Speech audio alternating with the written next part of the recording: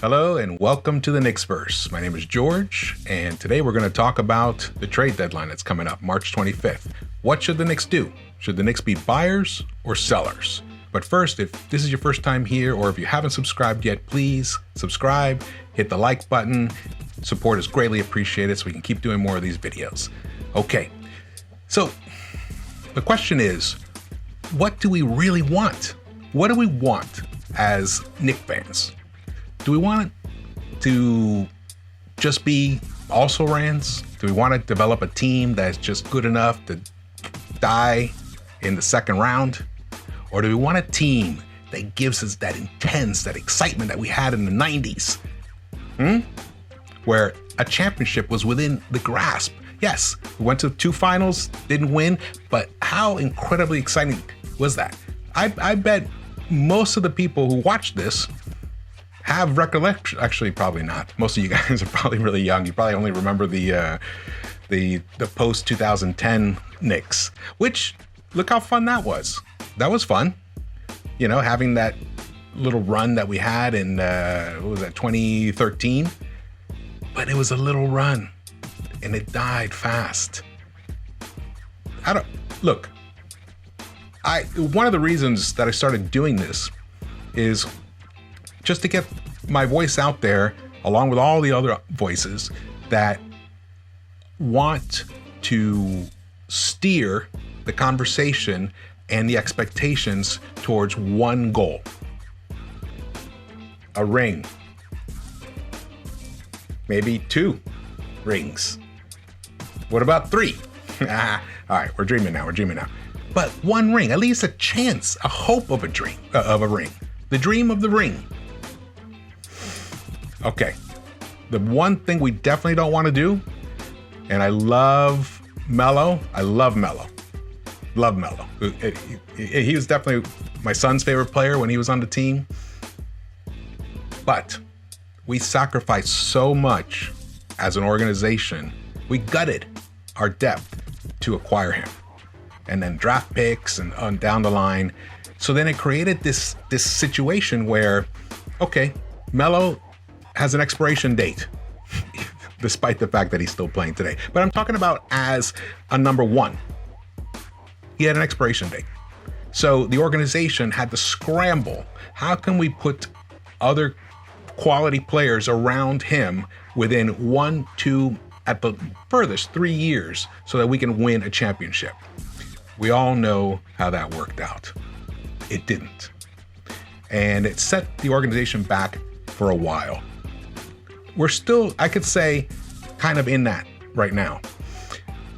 Yes, the KP draft, that was tremendous for the organization.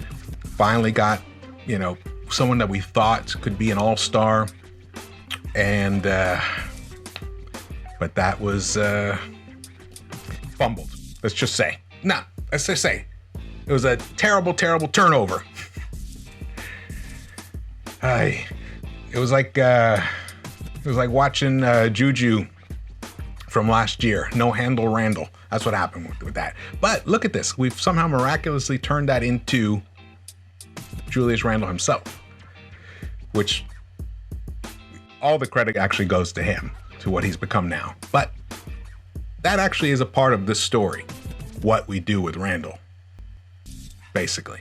So here's where we're at. If our goal is to win a championship, we should only be acquiring young players whose best years are ahead of them. Not players that have plateaued or players that had a great season 2 years ago and we hope might rebound. None of that. No, I'm sick of that. So who falls in that criteria? Oladipo. I'm not trading for Oladipo unless it's like a steal. That's it. A steal. So we have to be open to all scenarios, of course, because you never know what could be developing. And I have no idea. I don't have any ears on the ground, and I don't know what's happening in terms of, what Leon might know, Wes might know, and things like that. I have no idea. I only know what's been reported out in the media and from just the attitude that's being displayed by the organization itself.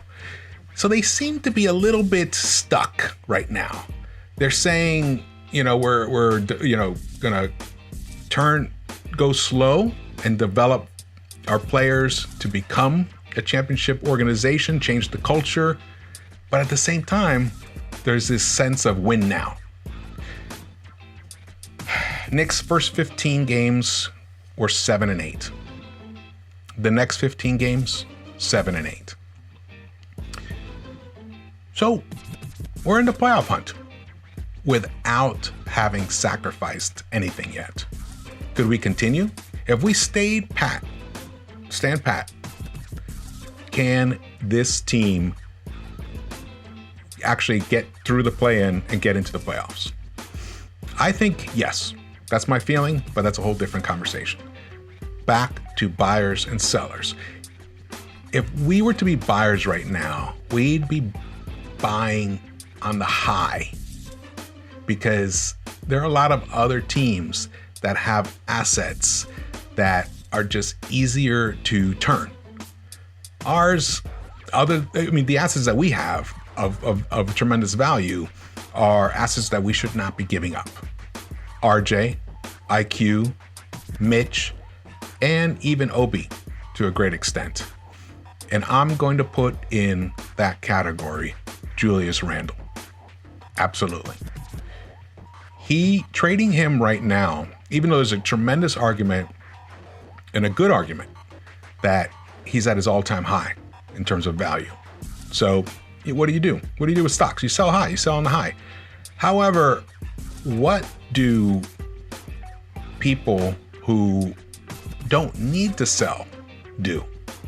They hold on to their high value assets and they just increase with value. That's how you become sick, wealthy, sick, rich. So I think that the only way you trade a Julius Randle by March 25th is if you get a chance at one of the big three draft picks coming out this season, which is Cade, Suggs, or Mobley. I mean, other people have some other ideas. They think Kuminga, Green. I've watched them play. They're promising, but they're young, they're raw. I'm not sure they got that franchise player vibe to them. Suggs doesn't have a franchise player vibe to him, but what he does have is a total winner's vibe to him. He has a tremendous all-around game. I love Suggs. But Cade is just a whole other tier above. And I got to put Mobley in between. I'm putting Cade first, Mobley second, Suggs third. And then there's a good group beneath there. It's a nice draft. I don't think it's turning out to be as deep as people thought it was going to be. But those three, I think, on this squad, on the Knicks, wow. Even as rooks, would turn us, this current team, let's say just we stand pat and just add one of those three. Let's say for that to happen, obviously we'd have to get a little lucky. The Mavs would have to keep losing. KP, come on, KP. Come on, do us a solid, man. We loved you here in New York when you were here. Do us a solid. Come on. How about you just break a finger or two and, miss another 20, 30 games. Yeah. All right. Mavs, we want that pick to be in the top 3. Okay. So barring that, you'd have to trade to get one of those top 3 picks. Right now, the teams that are, let's just say, in the top 5 of chances of landing one of those top 3 picks: Minnesota, Detroit, Cleveland, Washington, and Orlando. Right below that, in the 6 and 7 spots, are OKC has 2 picks. Wow, they are sitting pretty. And in a way, they could actually package those 2 for number 1, but they can't, because if Minnesota or Detroit get those the number one or number 2 pick, those are protected, so they can't trade them. They won't trade them. So we're talking about Cleveland and Washington at this point. Because I don't think I could trust trading with like a Sacramento or a Houston or even OKC, any of those, because there's no guarantee that these are gonna end up in the top 3 of the lottery. With the way right now the odds are very flat compared to in the past. And we all know this because we missed out on Zion last year. That still hurts a little. remember those Instagram postings, Zion in a Knicks jersey with KD and Kyrie. And, all right, I digress. Back. Okay, so these guys, those teams are not going to trade for Randle. What's the point? So trading for Randle is a ridiculous concept right now at the moment. I watched this morning his interview with JJ Redick. This guy, he has like, what I heard him say actually convinced me that we should keep him. We should definitely keep him. We should even sign him long term. Absolutely. He said, he was telling a story. He said Wes came to him and the organization and asked, like what kind of, in terms of the coach search, when they were on a coach search, what do you need? What do you need? Well, he said, let me see if I can find his notes here. All right. This is what he said, which I love. Wes asked him, what do I need to get to that next level? And he said, I need a coach who's going to push me, hold me accountable, first off. He went on and said some more things. You should definitely watch that interview. What this shows is great awareness, self-awareness. That is the singular most important key ingredient of successful people. Self-awareness, understanding your strengths, your weaknesses, and have the desire to change the weaknesses and turn those into pluses. That's why we have the Julius we have this season. That's why he's about to be selected as an all-star reserve. How do you trade a guy like that? You're never going to get commensurate value. No, I mean, you could get like a slew of firsts, but like for like 2022, 23, 24, 25, whatever. But that pushes your timeline back. We are fortunate to be in a situation where some things have fallen into place earlier than I think everyone had hoped, which is basically we have an all-star on our team. We didn't have that last year. We didn't have that. Well, 2 years ago, we did actually. KP, was it 2 years ago or 3 years ago when KP was would have been on the all-star team? Anyway, so we have a piece like that. We have RJ, who, in my opinion, is one of the best young under 23-year-old two-way wings in the game right now. I'll do another video to talk about that in detail. IQ, Rookie of the Year candidate. The guy is a spark plug. He has almost infinite range. He's a dog, like Derrick Rose says. He's a dog. He wants to be better. He's going to keep getting better. RJ has that mentality of wanting to keep getting better. We have Julius wants to keep getting better. Obi, I have to do more research on Obi. I'm not sure about his character, but he seems like a great guy. He seems like a guy who is a late bloomer, but who does put in the work. He has excellent energy.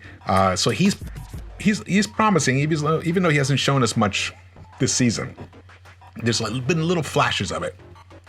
And then there's Mitch Robinson. Oh man, this guy, when my son and I first saw him in Summer League, the first year when he was there with Knox, we could tell this guy's gonna be special. And I believe he's barely even played basketball. I think he started late in high school, didn't play in college. So the thing that he really needs to bring us is some shooting. He's got to incorporate shooting in the game. I've mentioned this before. I've gotten pushback. Some people are like, no, he's great at what he does. But honestly, we're never gonna. What's our goal? What's our goal again? So for that to happen,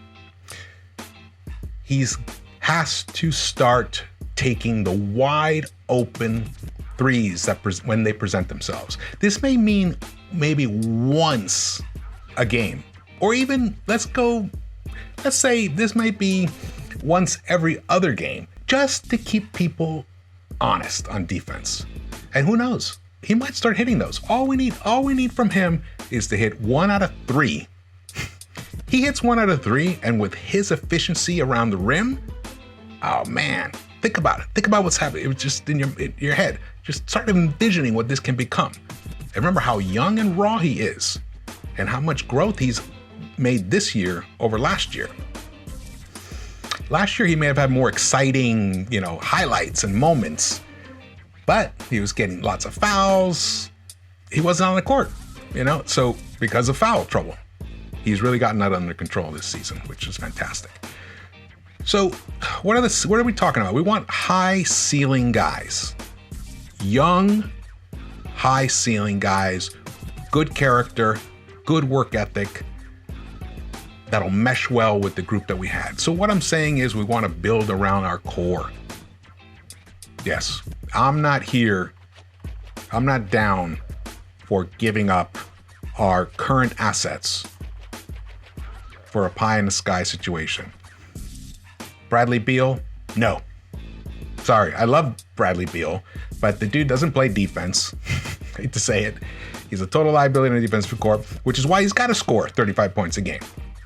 But you know what? We'd have to give up RJ and IQ probably, and number ones and everything. What's that going to do to us? That's the Melo situation again, all over again, and even worse because at least Melo was a forward. He had a lot of flexibility for us. But so Oladipo, no. Oladipo's going to be a free agent if the team really likes him and he shows that he can be the player that he was. If he can get back to the trajectory that he was on, then that's a possibility. But why trade? Why give up any assets of any value right now for someone like him? No. And Andre Drummond? Absolutely not. Absolutely not. What's the point of that? To just have some guy clogging up the middle who doesn't shoot the three? Yeah, he's a great rebounder. He is good around the rim, but we already have a guy who's amazing around the rim, who's got the all-time record of field goal percentage around the rim. So forget about that. Here's the only scenario that I would trade for Drummond at the moment would be one of those Brock Aller, Leon Rose type scenarios where we can accumulate assets by using our cap space to maybe land a low number 1 pick or something, or it's part of a 3-way deal, but definitely not doing any trade for Drummond if it involves giving up anything of any real value. So that's a no-go. To wrap it up, basically the Knicks are sitting pretty right now. We have an exciting young core. We have a all-star potential. I mean, he should definitely be an all-star. And we've got a slew of draft picks. We've got cap space room. We don't need to panic. Don't need to do any stupid big trades. Just hang in, trust the core. This team could even, who knows, we could even get the 5th seed, 6th seed. All right. If you like this video, first one thing, I want to hear all your comments. This is really important. I want to create a back and forth dialogue. So please post comments and questions and your feelings about what I've said here, and let's keep this thing going. Subscribe, like. See you next time in the Knicks-Verse.